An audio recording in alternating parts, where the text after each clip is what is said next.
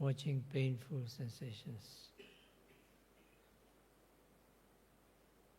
This comes under mindfulness of feelings, Vedana Anupassana.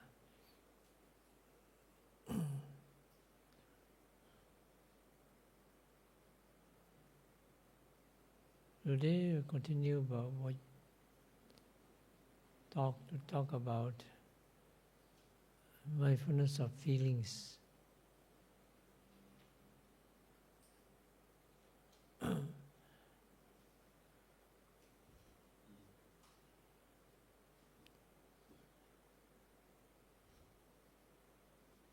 Painful feeling is one of the most obvious and first type of feelings that we encounter.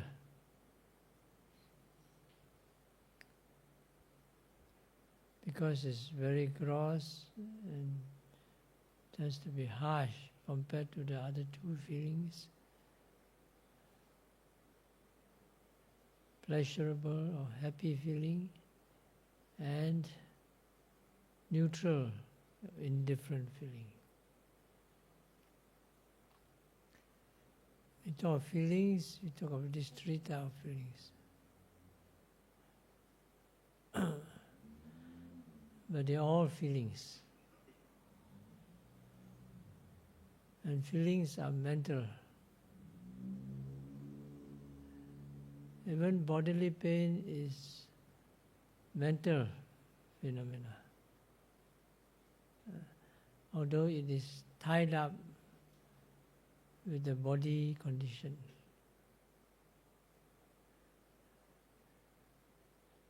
There's happy bodily feeling, which is more like comfort, but it's also mental, but tied up with bodily feelings.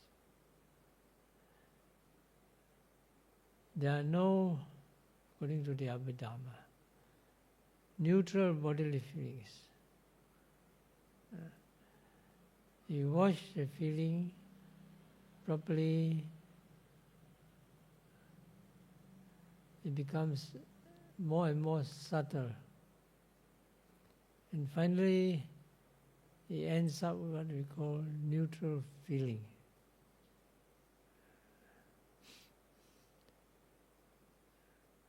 But bodily feeling, there's no neutral feeling.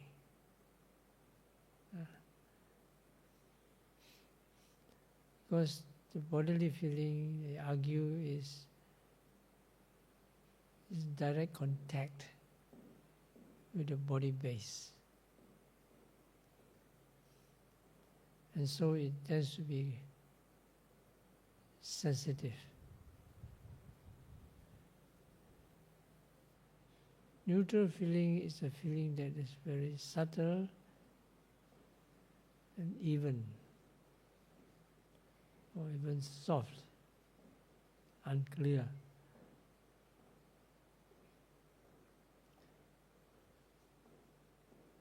But first, let us talk about a bit more about these bodily feelings. As I always said, when you meditate, your main object are the body sensations.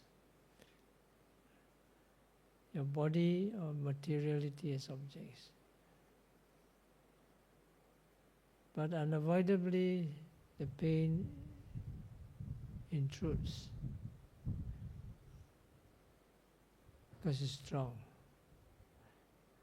And you cannot ignore it. You have to acknowledge it. Otherwise, your mind can be disturbed and you lose your mindfulness. So you maintain the continuity of the mindfulness. There are two ways of addressing this painful sensation. Can you hear me? Mr. Tan, boleh dengar kau? Saya. Can you hear me? You cannot hear me. What?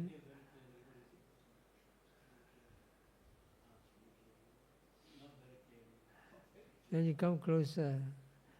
Not too close, because you will cough.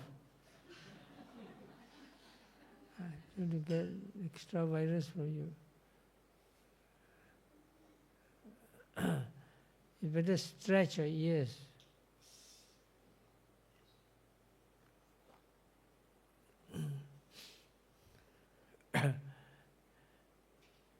Because if you don't acknowledge it, there's this pain coming into the picture, then your mind can become disturbed, distracted. And so anger arises, aversion arises, and you lose your mindfulness. But there are two ways of dealing with the situation. One is to ignore it. When pain comes, push up.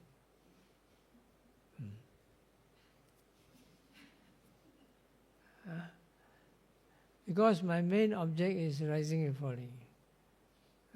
So I build up my mindfulness and concentration on rising and falling. Pain can come and go. As long as I know a bit enough, as long as it doesn't disturb me enough, as long as I can ignore it enough, I go on to my primary object. The second thing is when the pain comes, you acknowledge it and you note it. Pain, pain, pain. And then when pain goes off, you come back to your primary object, rising, falling. So which one? Which one do you do? Sit down. So you don't like to watch pain. Because why? Because pain is bad. Huh?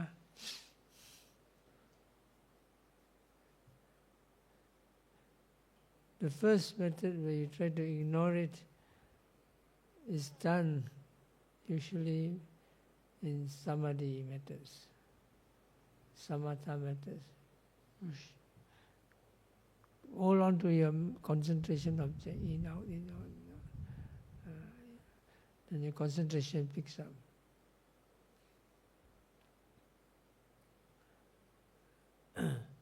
In vipassana, we don't really ignore it. We acknowledge it. Doesn't mean we give it primary importance. It's just like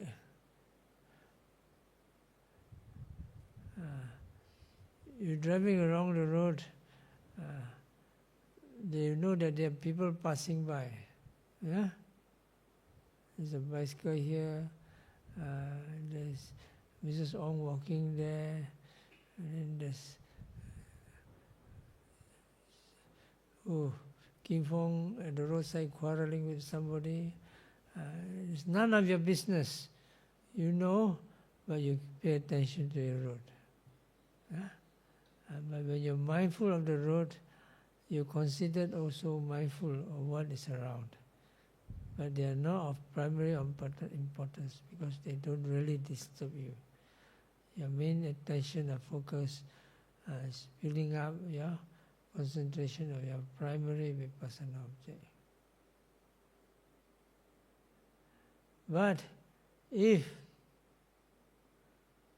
it really distracts you,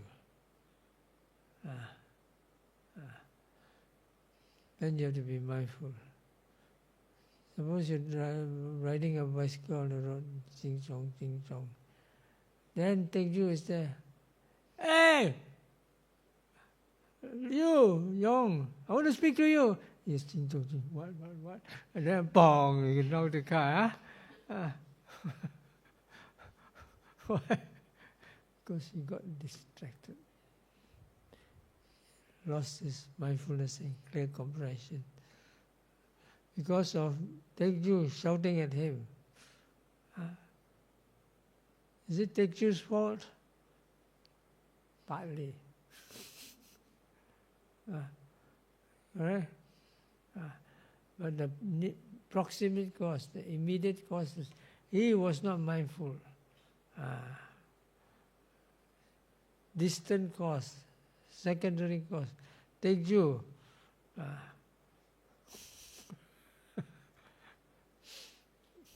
So you see, that's the situation.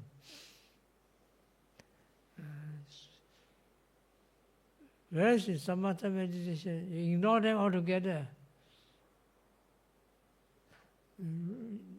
Samatha method, in, out, visualization, everything else can go to hell.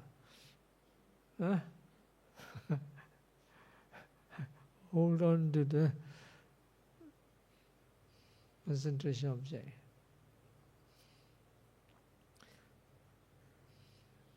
So when you notice this pain or any other secondary objects intrudes, and you get distracted, then you have to take note of it. Hearing, pain. To make sure you are mindful, you are aware, because it's strong enough to really distract you, take you away from your main object. So you're not hearing, seeing. Here in this case we are talking of painful feeling. When it doesn't disturb you anymore, you can come back to your rising falling. Do you have to wait until the pain disappears? You don't have to. But usually, if it's not so bad, you see it disappear anyway. Why? Because you're training in vipassana meditation in the 4 foundations. You train not only in the body, but also in the feelings. Normally a lot of pain, when you be mindful, feeling, it goes away quickly, after 2 or 3 notings. Then you come back to your rising falling. But sometimes it needs a bit longer, like itchy, you're not itchy, mindful. It doesn't either disappear or it becomes insignificant. Then you come back. But it's itchy, getting stronger. It goes into your nose, goes into your ears. Then you must not more effectively make sure you're not disturbed. When you're not disturbed, it goes away. It passes away after a little while. Then you come back to your rising falling. When that happens, you must be very careful. You must not let aversion arises. You're rising, falling, the pain comes, it becomes stronger. It's a stupid pain. You distract me from my concentration. I cannot meditate because of the pain. It's not right. You should learn to be mindful of pain. Pain is also a vipassana object.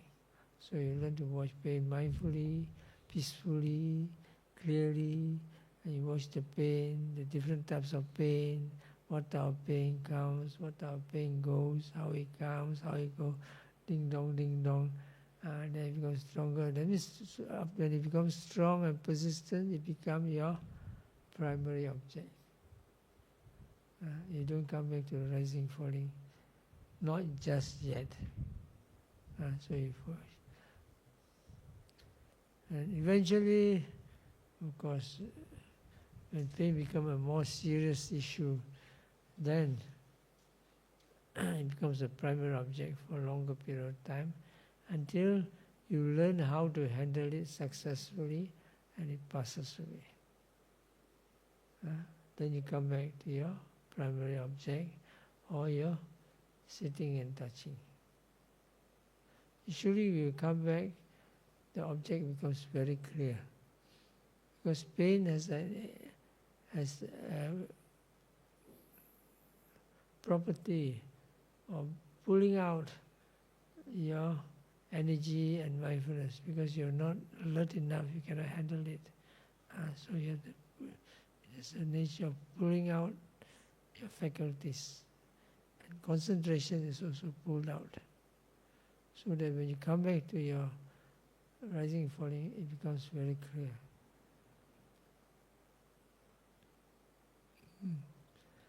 So pain has a property of bringing up your concentration quickly. It also has a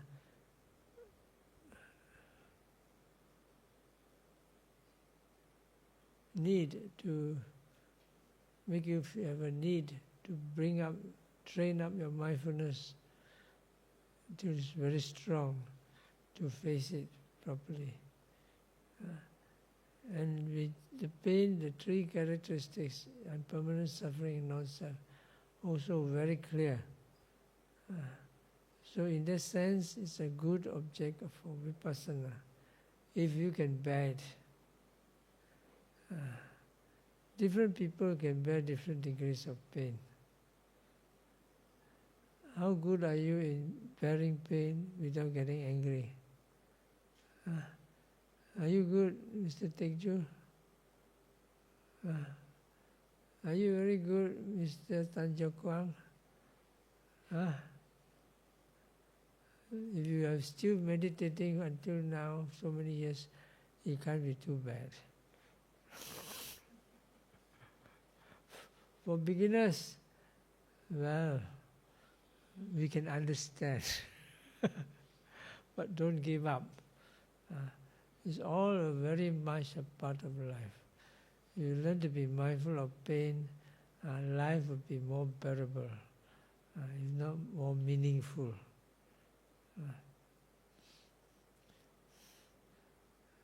For people who cannot bear pain, they suffer a lot in life, and they become very angry, and they cannot practice vipassana. I know of somebody who learned a lot of Abhidhamma. You know Abhidhamma? A lot of Abhidhamma, Buddhist metaphysics, and blah, blah, blah, blah, blah. And he also practices meditation, of course. But when it comes to pain, it's koyak. He's hopeless. He gives up, he changes his position, he goes back to bed and take a pail of water and rub his chest. I said, what are you doing? He said, very painful.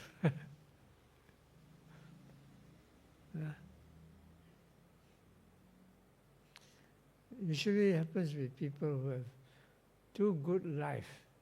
Oh, mialang.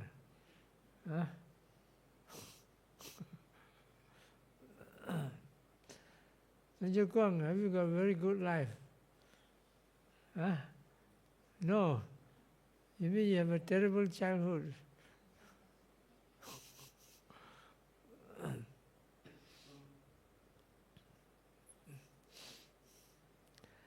Watching pain has many advantages. When you learn to face pain, you learn to overcome a lot of anger, you learn to overcome a lot of selfishness, defilements. And also you learn to self-healing. When you're suffering, you're sick, and you're able to watch pain mindfully as it arises and passes away, the healing process becomes faster. People with even very grave illnesses, when they watch the pain, especially when medication does not work anymore, and then you have to resort to Dharma therapy. And then what can you do? So what do you do? Watch your pain. It would help if you do some samatha also to ease the pain. But samatha is also something like a painkiller. You don't use it properly, the pain can be even stronger. So, just know how to use it. So, I can say that learning to watch pain is a very important part of training in life to be happy. Second is a very important aspect of training if you want to get insight and knowledges. And there are many aspects of insight or understanding that can come from watching pain.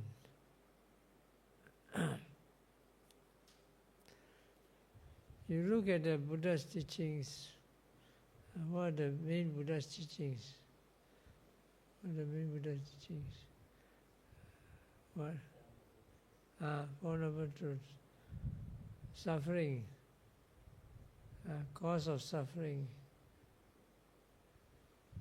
cessation of suffering, and the way to the suffering, cessation of suffering. Yes? Is it? Four Noble Truths. Anybody disagree with this?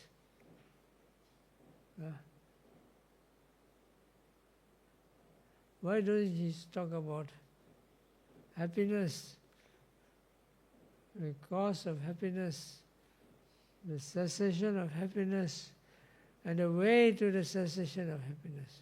Why? Isn't this the Four Noble Truths? No. Same, it's also the Four Noble Truths. But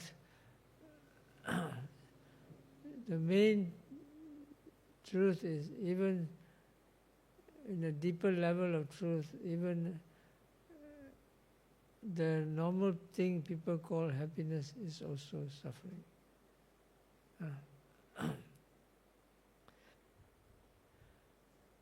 You see, what happens is people usually associate pain and happiness with suffering and happiness with pain and pleasure.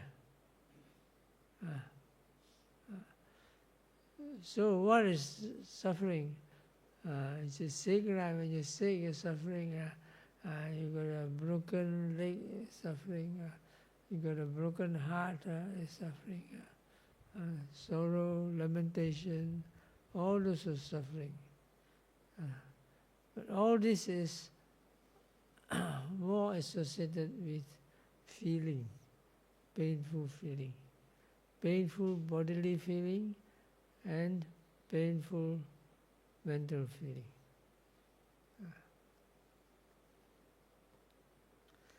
Now, pleasurable feeling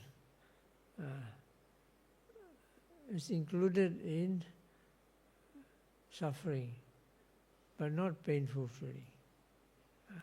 Pleasurable feeling is not painful feeling. What is pleasurable feeling? When you're happy bodily feeling is when you're very comfortable. Yeah? Like you meditate all day, walk, sit, you have pain, there pain, everywhere pain. Then you go to a room, cannot tahan anymore. No can. Malaysia tak boleh lagi. Mesti balik kampung tidur. Go to your bed, lie down. Wow, so nice. Song ka liao. That is really bodily happy feeling. It's physical comfort. But if you say pleasurable mental feeling, then when you enjoy what happens, you come Chinese New Year, Happy New Year, you go there, Yisang. Everybody take a chopstick there. Hoo-ah, hoo-ah, hoo-ah, hoo-ah, happy, happy, happy. Everybody become happy. Pleasurable mental feeling. Happy. Sometimes why? Because you get something nice. You buy lottery, You buy lottery, you strike first prize. First prize. I strike first prize. Happy, happy, happy. Yeah. Happy mentally feeling. When is your happiest day of your life? Can you remember? Ong Teo Ing? Can you remember which is your happiest day of your life?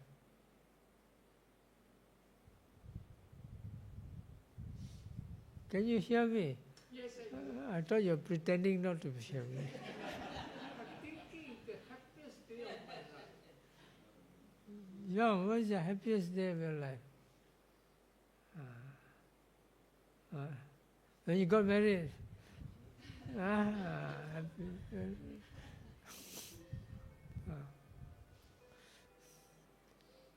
When is the saddest day of your life?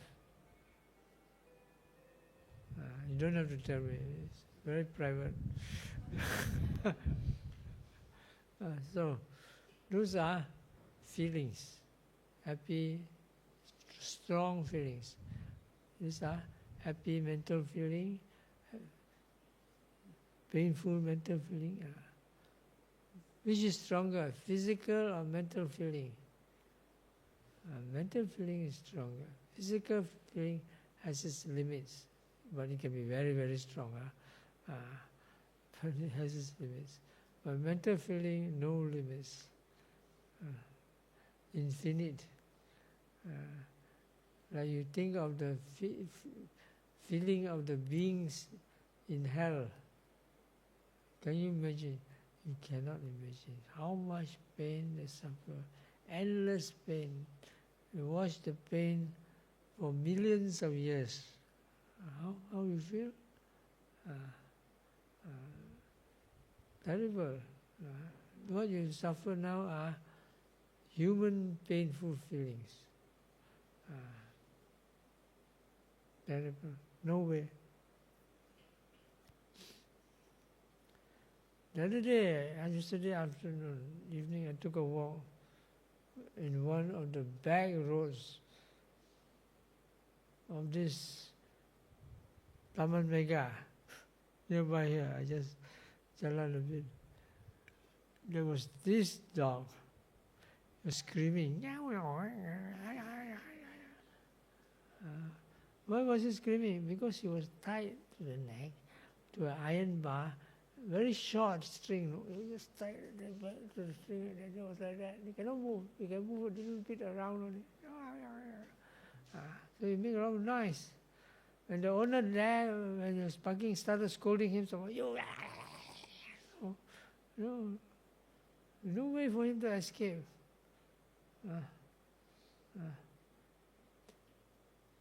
No. If somebody is compassionate enough, at night you go there and set him free.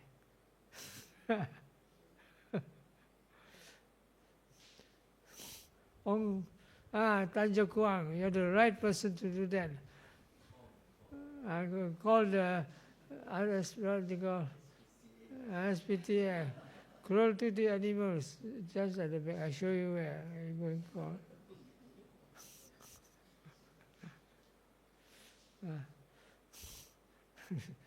That is so funny.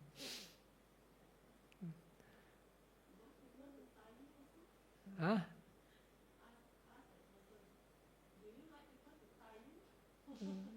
You talk to the owner and see what happens to you. You get punched in your face. Should ask the one who's meant to shoot a needle at him.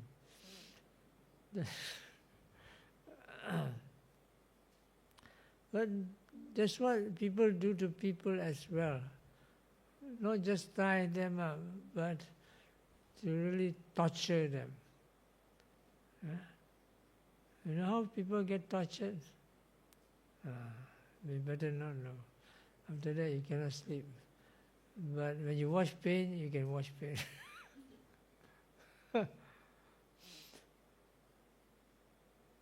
How do the Chinese torture their prisoners?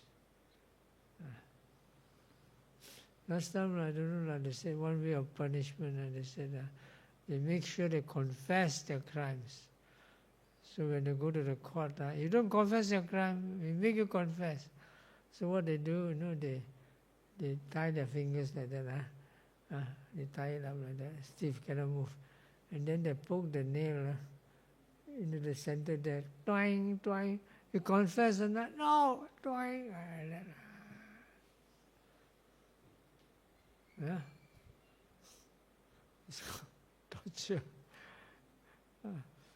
Confession under duress.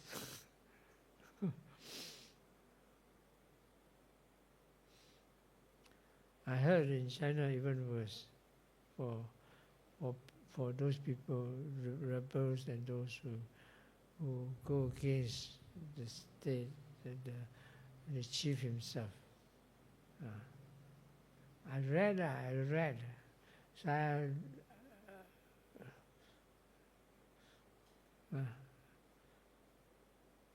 and one of the things I read was the biography of the white bone demon.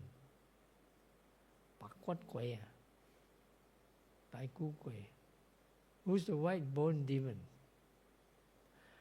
She is none other than Mao Zedong's wife. At one time she was quite a leader already because Mao Zedong was sick or what, I don't know. So what happened? Some people have the gang of four, after that, they catch some of the people who went against them. One of them was specialist in torture. They squeeze the neck slowly. You can squeeze, very good kung fu, ying zhao. Squeeze the neck, few whole days, squeeze, slowly squeeze, tighten, until the urine, the shit all come out, until they finally slowly die.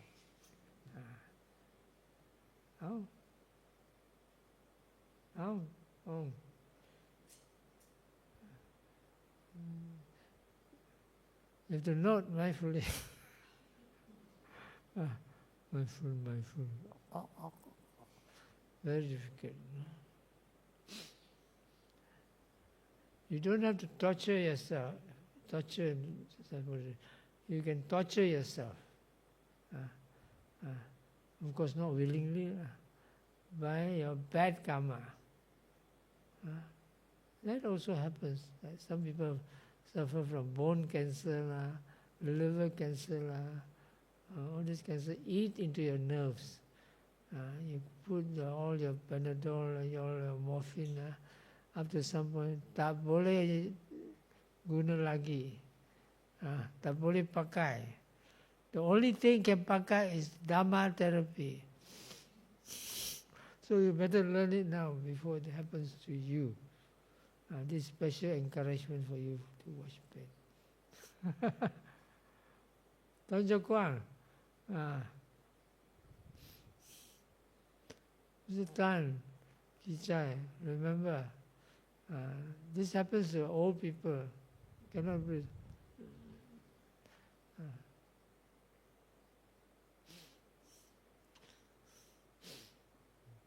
There's a consolation. If you can manage, you can get insight. You even can get enlightened.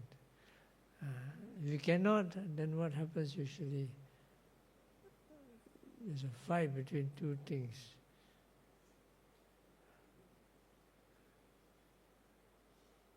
The craving for existence and the craving for non-existence. Craving for existence, my see, it's like that, still got hope. Can't see. So sometimes they drag until the reasoning all gone. So they just like a vegetable. They won't die. Can drag on. the craving for existence is so strong, very strong. It's in the mind, in the consciousness. You may say you want to die, but the mind says, no, you want to live. I say, become vegetable. But if you let go of the clinging to life, next day you die.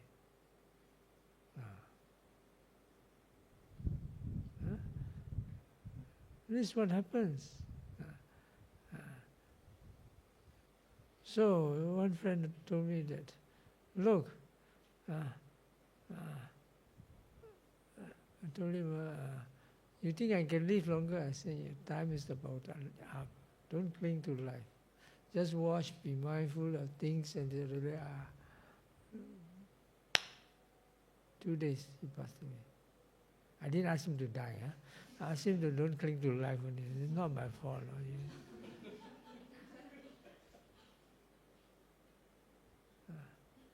My brother also the same story.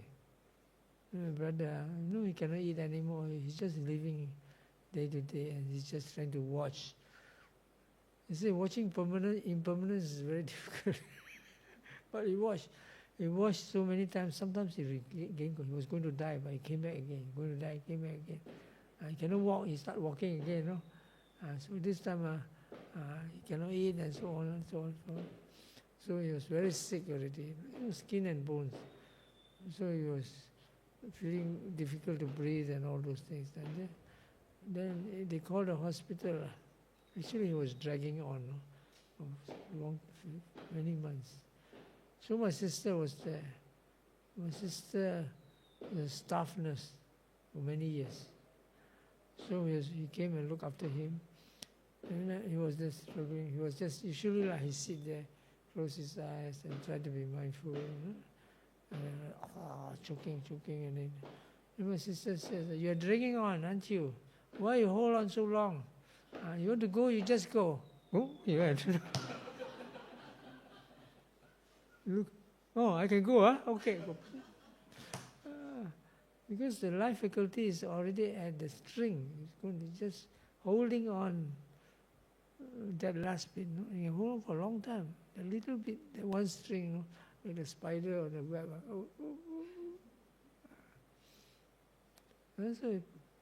But of course, my sister was surprised. Oh, my goodness, he died in front of me. So of course, she's a nurse, you know what to do. She checked the heartbeat, the breath, and so on. Breath stop. Heartbeat slowly stop. It also stopped. But not sure really did or not yet. No, that is the coming force inside. You don't know. So after some time, he called the hospital and he called the doctor come and certify, so on.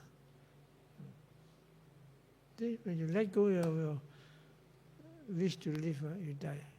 That's why there's this death wish. Some people just don't have this wish to live anymore. Meaningless.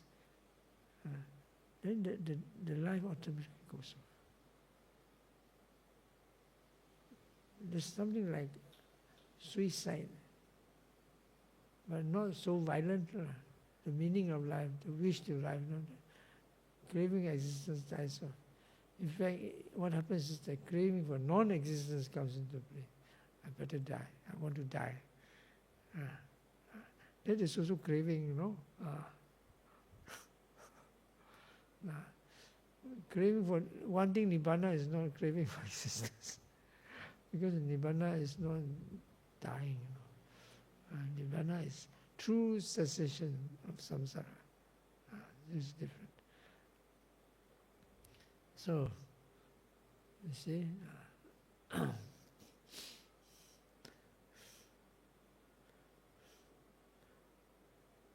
you want to die also cannot. You don't want to die also cannot. Mati pun tak boleh. Nak hidup pun tak boleh. So how? You must have that noble search. Meditate. See arising and passing away of phenomena. no self. Then you're on the right track to true happiness. Otherwise, you get into samsara again. You got good karma, okay lah, nice samsara. Bad karma, bad samsara. If you have nice karma, you have good samsara, okay lah. But you must continue to meditate wherever you are.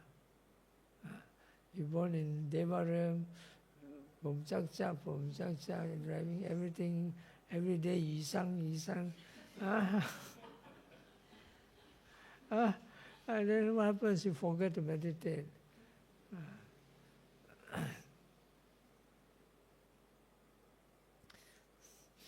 So that's why what happens is, when you're able to see into the cessation of pain, mental pain, physical pain, that's not the end of the story. You have to learn to be mindful of happy feelings, pleasurable feeling.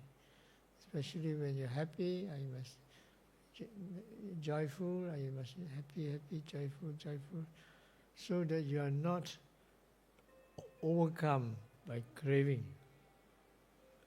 When you're not overcome by craving, you remain mindful and you not easily fall into traps.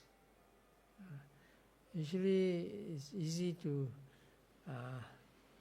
fall into traps, unwholesomeness, make mistake when you are enjoying yourself, when you're happy, and so on. A good example is, people climb. You do climbing? Did you climb? You don't do climbing? You didn't climb up the what? Gunung Ledang. You climb Gunung Ledang. Happy or not? Hard work lah. Then which is happier, you're climbing up or going down?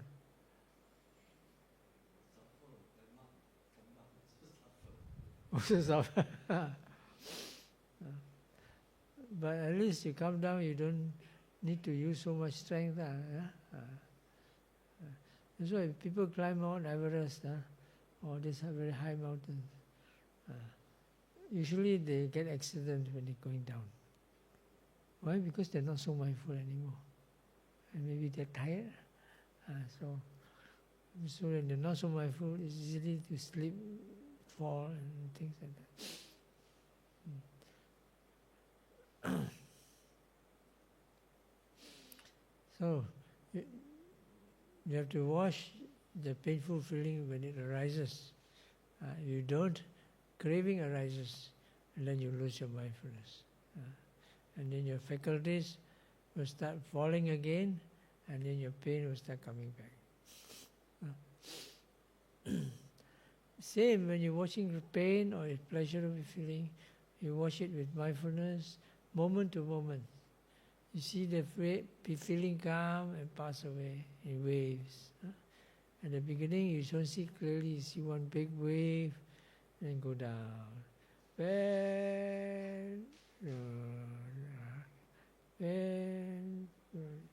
Feeling usually, happy feeling usually it doesn't come so easily in Vipassana.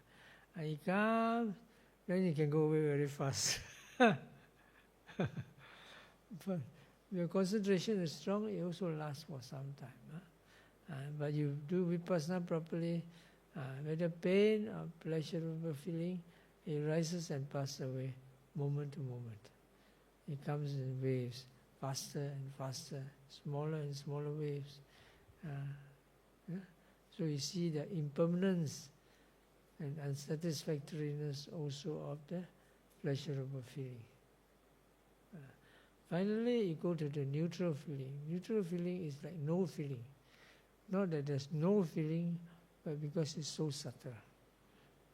If you got any feeling or not, no feeling. And because they say there's no feeling. Feeling is always there. It's just that you don't see it. You see it when you can follow it to more and more subtle state. and then you see there's a type of feeling which you cannot say is happy feeling, which you cannot say is painful feeling. It's like a sensation. That's the feeling. But you watch properly, it's closer to a painful sensation than a happy sensation. Because it's like a sting, like a sting. Just like an itch. Itch, you tickle, oh, so nice feeling. But you keep tickling until it becomes strong, and then you say, I cannot stand this itch. So feeling is like that. When you watch properly the neutral feeling, you can't say it's happy or painful, but it's closer to the pain. That means you see the impermanence of the feeling clearly. That's why the Satipatthana Sutta talks about this. To be able to see pain as a thorn. That means a thorn. Something that's always bothering you. Therefore it is suffering. To see pleasure as painful. That means you see pleasure, nice pleasure, when you watch it carefully, it is something very unstable. So in that sense, the feeling is very strong. It is close to pain and suffering. To see painful feeling as suffering. Not as so much as pain, but more as suffering. And to see neutral feeling as impermanent. These are the characteristics where it's really talking about this insights into watching feelings. This comes from the Satipatthana commentary. Painful feeling, pleasurable feeling, neutral feeling. This meditation of painful feeling is also important in a more general sense of happiness and suffering. As I said in the beginning, usually happiness and suffering is usually associated with feelings. Painful feeling, suffering, pleasurable feeling is happiness. That's what people understand. But in practice and in the Dhamma, is something more than that.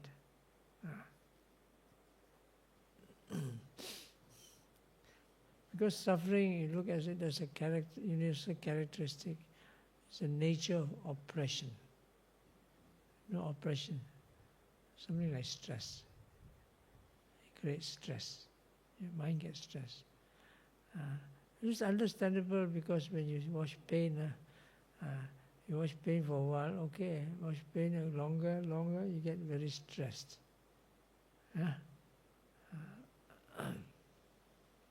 So that's why the oppressiveness comes with the painful feeling. Because the feeling is very harsh. It's something like cutting into you, very harsh, cholo. Like a brush that, you're having pain, you have a brush that rub against you, harsh, oppressive.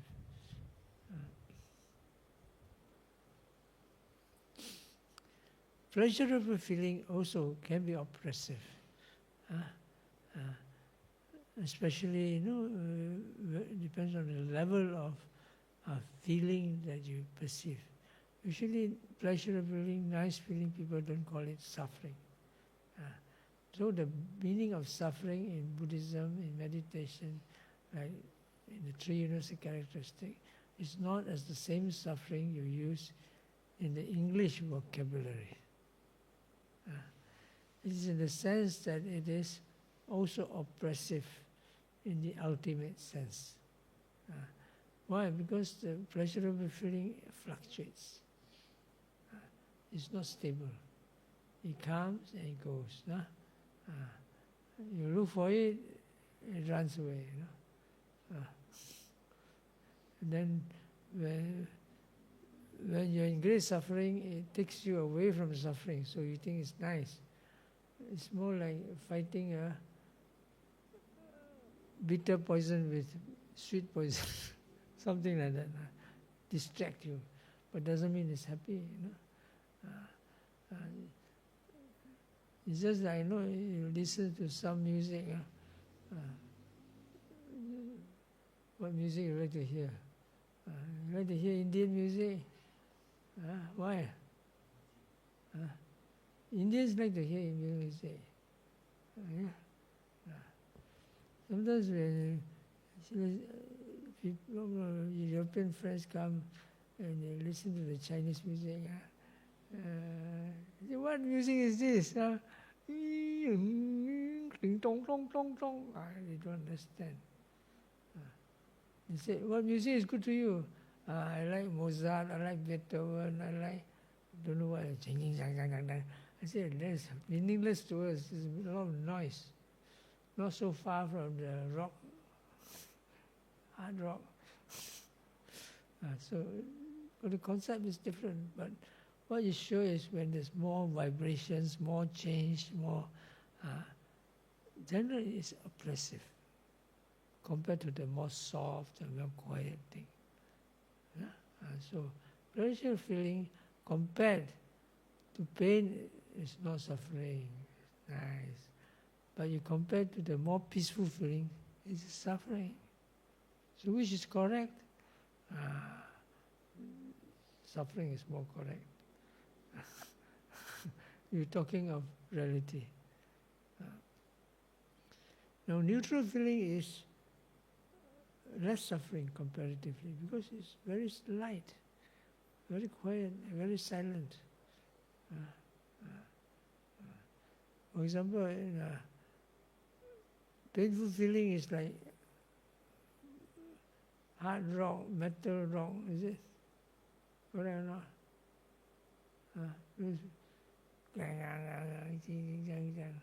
You like or not? No, why? When you're young, you like?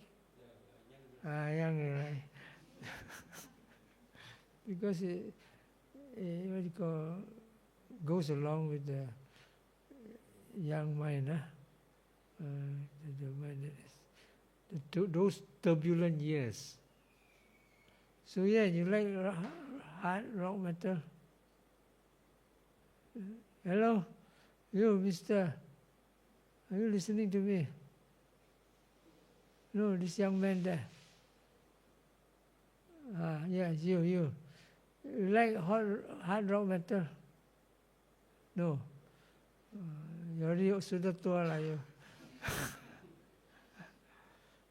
When you're younger, you like? When you're younger, do you like it? No. So, quiet fellow. So, after that, this one's terrible. You prefer the softer music. Like what? The piano. Ding ding dong dong. Soft music. Chopin. Nocturne. Ding ding long long dong ding dong. All those very nice. Helps you to go and fall asleep. Then after that, but when you're meditating, you're listening to somebody play music. Say, kacau me only, you stupid fellow. So it disturbs you, not so nice anymore.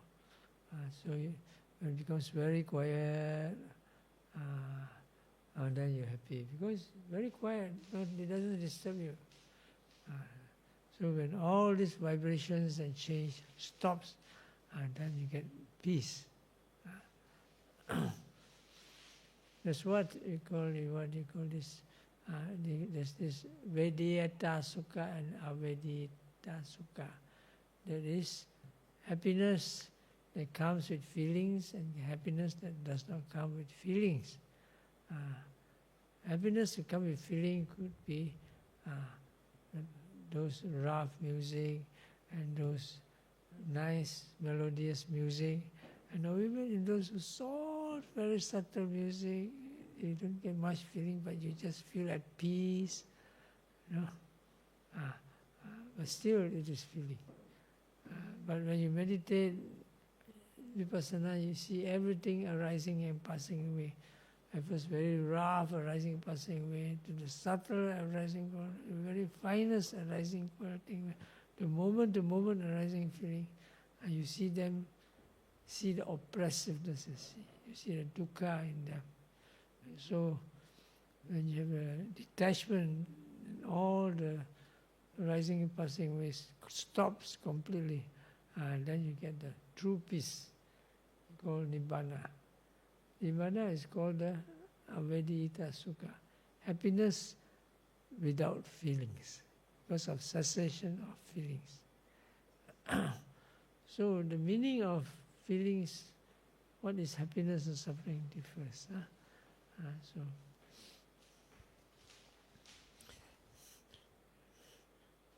I think we'll stop here tonight.